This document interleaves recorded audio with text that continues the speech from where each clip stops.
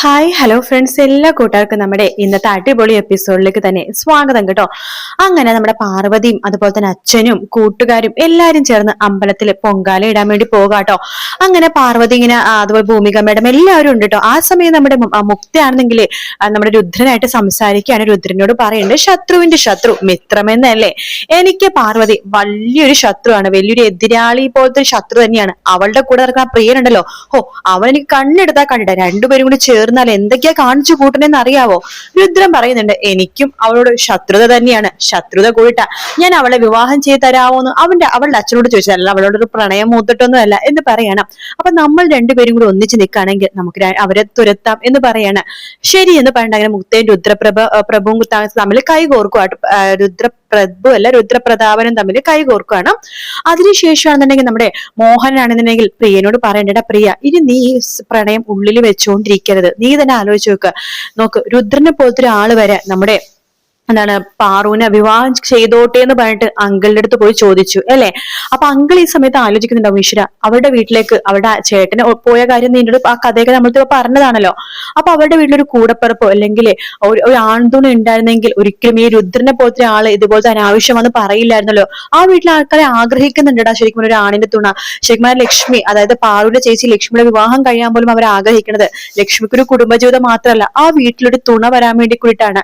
അത് നിനക്ക് മനസ്സിലായില്ലേടാ, നിന്നെ പോലത്തെ ഒരാളെയാണ് അവർക്ക് മരുമകനായിട്ട് വേണ്ടത്. നീ കാര്യങ്ങൾ തുറന്ന് പാറുവിനോട് പറയണം. എത്ര നാളായി ഇത് മനസ്സിൽ വെച്ചുകൊണ്ടിരിക്കുന്നത് നോക്ക് പ്രിയ, എത്രയോ നാൾ മനസ്സിൽ വെച്ചുകൊണ്ടിരുന്നാലും അത് ഒരിക്കലും അവൾ അറിയാൻ പോണില്ല. കാരണം അവൾക്ക് അങ്ങനത്തെ ഒരു മൈൻഡ് ഇല്ല. അവൾക്ക് നിന്റെ ഇഷ്ടമൊക്കെ തന്നെയാണ്, പക്ഷെ അവളായിട്ട് നിന്നോട് വന്ന് പറയത്തില്ല, അത് ഉറപ്പാണ്. പിന്നെ നീ പറയാതെ വേറെ ആരെങ്കിലും ഇതിന്റെ ഇടയിൽ കയറി ഗോൾ അടിച്ചാൽ ഒന്ന് ആലോചിച്ച് നോക്കിയേ, നിനക്കത് സഹിക്കാൻ പറ്റുമോ? ഇല്ലടാ, എനിക്കത് സഹിക്കാൻ പറ്റില്ല. അല്ലെങ്കിൽ നീ ഇപ്പൊ തന്നെ പോയി പറ അവളോട്, നീയാണ് ആ ഗന്ധർവൻ, നീയാണ് അവളെ സ്നേഹിക്കുന്ന ആളെന്ന് ഇപ്പൊ തന്നെ പറയണമെന്ന് പറയാണ്. ശരിയടാ, ഞാനും അതിന് ഇനി കാത്തു നിൽക്കണമെന്നില്ല, ഞാൻ ഇപ്പൊ തന്നെ അവളോട് പോയി പറയാം, ഞാൻ തന്നെയാണ് നിന്റെ ഗന്ധർവൻ എന്നുള്ള കാര്യം ഞാൻ ഇപ്പൊ തന്നെ പോയി പറയാൻ പോകാണെന്ന് പ്രിയനും പറയുന്നുണ്ട്. അങ്ങനെ പ്രിയൻ നേരെ അമ്പലത്തിലേക്ക് പോകാണ്. പാർവതിനെ നോക്കി പോകുമ്പോ പാർവതി അവിടെ പൊങ്കാല ഇടാട്ടോ. ആ പൊങ്കാല കഴിഞ്ഞിട്ട് വരട്ടെ, അവളോട് കാര്യങ്ങളൊക്കെ തുറന്നു പറയാൻ വേണ്ടി പ്രിയൻ അങ്ങനെ കാത്തിരിക്കണം. അതേസമയം കൈലാസ് ആണെങ്കിൽ മുക്തേനെ ഇങ്ങനെ നോക്കുന്നുണ്ട് കേട്ടോ. മുക്ത വരാണെങ്കിൽ ഇപ്പൊ തന്നെ അങ്കിളിനോട് പോയിട്ട് പാർവതിയുടെ കാര്യം ചോദിക്കാതെ മറ്റിങ്ങനെ കാത്തിരിക്കാൻ. അപ്പൊ മുക്തയാണെങ്കിൽ കാണുന്നില്ല. ഇനി മുക്തനെ കാത്തിരുന്നിട്ട് കാര്യമൊന്നുമില്ല, അവളെ എന്തെങ്കിലുമൊക്കെ വള്ളിക്കെട്ട് ഒപ്പിക്കാൻ വേണ്ടി പോയേക്കണായിരിക്കും. പിന്നെ അവളെ കൂടെ നിർത്തണക്കാളും നല്ലത് കൂടെ നിർത്താത്തതാ. കാരണം അങ്കിളിനും ആന്റിക്കും അവളോടുള്ള അവളുടെ സ്വഭാവം കാര്യങ്ങളൊക്കെ ഏകദേശം മനസ്സിലായി. അതുകൊണ്ട് അവളെ പോലത്തെ ആള് വരാതിരിക്കണേ നല്ലത്. എന്തായാലും അങ്കിൾ ഇപ്പൊ ഒറ്റയ്ക്കുള്ളൂ, അങ്കിളോട് മനസ്സ് തുറന്ന് ചോദിക്കാം. പിന്നെ ചേച്ചിയുടെ വിവാഹം കഴിഞ്ഞിട്ടില്ല, അത് ശരി തന്നെയാണ്. പക്ഷെ പാർവതിനെ തന്നെ വിവാഹം കഴിക്കുകയാണെങ്കിൽ ചേച്ചിക്ക് നല്ലൊരു വരനെ നോക്കി കൊടുക്കാവുന്നതല്ലേ ഉള്ളൂ, ആ ഒരു ഉറപ്പും കൊടുക്കാം എന്നൊക്കെ വിചാരിക്കാൻ കൈലാസ് നേരെ നമ്മുടെ പാർവതിയുടെ അച്ഛൻ്റെ അടുത്ത് പോകുന്നുണ്ട്. അപ്പൊ പാർവതിയുടെ അച്ഛൻ ഇങ്ങനെ നിൽക്കാണ്. എന്താ കൈലാസ് മോനെ ചോദിക്കുമ്പോഴേക്കും, അതെ എനിക്ക് കഴിഞ്ഞ പ്രാവശ്യം വന്നപ്പോഴേ അങ്കിളിനോട് ഒരു കാര്യം പറയണമെന്നുണ്ടായിരുന്നു. ആണോ കൈലാസ് സാർ, എന്താണെങ്കിലും പറഞ്ഞോ, എന്താ വെച്ചാൽ പറഞ്ഞത് പറയാണ്. അത് എന്റെ മനസ്സിൽ ഒരു ആഗ്രഹമുണ്ട് എന്ന് പറയാണ്. എനിക്ക് മനസ്സിലായി. മനസ്സിലായെന്നോ? എന്ത് മനസ്സിലായെന്ന്? അല്ല, ഈ നാട്ടിൽ നിന്ന് തന്നെ ഒരു പെണ്ണിനെ വിവാഹം കഴിക്കണമെന്ന് കൈലാസ് സാർ ഇന്നലെ പറയുന്നുണ്ടായിരുന്നല്ലോ. പ്രിയനും പറഞ്ഞു, നമ്മുടെ നാട്ടിൽ ഒരുപാട് നല്ല പെൺകുട്ടികളുണ്ട്, അപ്പൊ അതിൽ നല്ലൊരു പെൺകുട്ടിനെ തന്നെ കൈലാസ് തന്നെ വേണ്ടി ഞങ്ങൾ കണ്ടുപിടിക്കാം എന്ന് പറയാണ്. അപ്പോ കൈലാസ് പറഞ്ഞിട്ട്, അങ്കിൾ അതിനു വേണ്ടി ഇനി കഷ്ടപ്പെടണമെന്നില്ല, ഈ നാട്ടിലൊരു പെൺകുട്ടിനെ ഞാൻ കണ്ടുപിടിച്ചു കഴിഞ്ഞു. കണ്ടുപിടിച്ചും കഴിഞ്ഞു? അതെ, അതാ ഞാൻ പറയാൻ വന്നത്. കഴിഞ്ഞ പ്രാവശ്യം വന്നപ്പോഴേ പറയണോന്ന് വിചാരിച്ചാണ്. നമ്മുടെ നാട്ടിലെ നല്ല പെൺകുട്ടികളെയൊക്കെ ഏകദേശമൊക്കെ എനിക്ക് അറിയാം. കൈലാസ് സാർ ഏത് പെൺകുട്ടിയാന്ന് പറ, നമുക്ക് ഉടനെ തന്നെ ആ പെൺകുട്ടിയുടെ വീട്ടിൽ പോയിട്ട് കല്യാണം ആലോചിക്കാം എന്ന് പറയാണ്. അല്ല, ഈ നമ്മുടെ തൊട്ടടുത്തുള്ള വല്ല പെണ്ണുമാണോ? അത് അങ്കിളിനെ പറഞ്ഞാൽ മനസ്സിലാവും ഏത് പെണ്ണാണെന്ന്. അപ്പൊ എനിക്ക് അറിയാവുന്ന പെൺകുട്ടിയാണോ? ആരാ അത് എന്ന് കൈലാസ് ചോദിക്കുമ്പോ, അത് അങ്കിളെ, ഞാൻ ചോദിക്കണത് തെറ്റാണെന്നുണ്ടെങ്കിൽ അങ്കിളും ഞാനും മാത്രം ഈ കാര്യം അറിഞ്ഞാൽ മതി, വേറെ ആരും ഈ കാര്യം അറിയരുത്. അല്ല, അങ്കിളിന് ഇത് ശരിയായിട്ട് തോന്നുകയാണെങ്കിൽ, എന്നെ ഇഷ്ടമാണെന്ന് ഞാൻ പറഞ്ഞ കാര്യം ഇഷ്ടപ്പെടുകയാണെന്നുണ്ടെങ്കിൽ അങ്കിള് എന്നെ പൂർണ്ണ അനുഗ്രഹത്തോടെ അനുഗ്രഹിക്കണം എന്ന് പറയാണ്. അല്ല കൈലാസ് സാർ ഇതുവരെ കാര്യം പറഞ്ഞില്ല, ഏത് പെൺകുട്ടിയാണെന്ന് പറഞ്ഞില്ല. ഞാൻ പറഞ്ഞല്ലോ അങ്കിളെ, അങ്കിളിന് അറിയാവുന്നൊരു പെൺകുട്ടിയാണ്, അങ്കിളുടെ വീട്ടിലുള്ള പെൺകുട്ടിയാണ്. വീട്ടിലുള്ള പെൺകുട്ടിയോ? അതെ അങ്കിളെ, ഞാൻ വളച്ചു കെട്ടില്ലാണ്ട് കാര്യം പറയാം, പാറുവിനെയാണ് എന്നെ ഉദ്ദേശിച്ചത്. പാർവതിനെയോ? അതെ, അവളെ ആദ്യ കാഴ്ച കണ്ടപ്പോ തന്നെ എന്താ അങ്കിളെ പറയാ, അതൊക്കെ പറഞ്ഞ അങ്കിളെ മനസ്സിലാവും അറിയില്ല. ഈ ലവ് അറ്റ് ഫസ്റ്റ് സൈറ്റ് എന്നൊക്കെ പറയില്ലേ, എന്റെ ജീവിതത്തിൽ അങ്ങനത്തെ സംഭവം ഒന്നും ഉണ്ടായിട്ടൊന്നുമില്ല അങ്ങളെ. ഇപ്പൊ ഇത്രയും വയസ്സായെങ്കിലും ജീവിതത്തിൽ പ്രണയം ഉണ്ടായിട്ടുണ്ടെന്ന് വെച്ചാൽ ഇഷ്ടമൊക്കെ തോന്നിയിട്ടുണ്ട്. പക്ഷെ വിവാഹം എന്ന് പറഞ്ഞിട്ട് വരുമ്പോഴേക്കും പാർവതിനെ പോലത്തെ ഒരു പെൺകുട്ടിനെയാണ് എനിക്കിഷ്ടം എന്ന് തുറന്നു പറയാണ്. ഇത് കേൾക്കണതും അച്ഛനാണെന്നുണ്ടെങ്കിൽ ഗോൾ അടിച്ച പോലെ സന്തോഷത്തിൽ കൈലാസിനെ തന്നെ നോയിക്കൊണ്ടിരിക്കുകയാണ്. കൈലാസ് സർ, ഇതെന്തൊക്കെയാണ് ഈ പറയണത്? സത്യം തന്നെയാണോ പറയണത്? അതെ, ഞാനെന്തിനാ പറയണത്? അയ്യോ, ഇത് ഞങ്ങൾക്ക് വലിയൊരു അനുഗ്രഹമാണല്ലോ. അയ്യോ, ഒരിക്കലും അങ്ങനെ പറയല്ലേ ഞങ്ങളെ. നിങ്ങളെ പോലത്തെ ഒരു കുടുംബത്തിന് എനിക്ക് കിട്ടുന്ന ഞാനല്ല അനുഗ്രഹം. എനിക്കല്ല അനുഗ്രഹം കിട്ടിയത്. അച്ഛൻ, അമ്മ, ചേച്ചി, പാർവതി, പിന്നെ അങ്കിളുടെ ഏറ്റവും വലിയ വിഷമം എനിക്കറിയാം.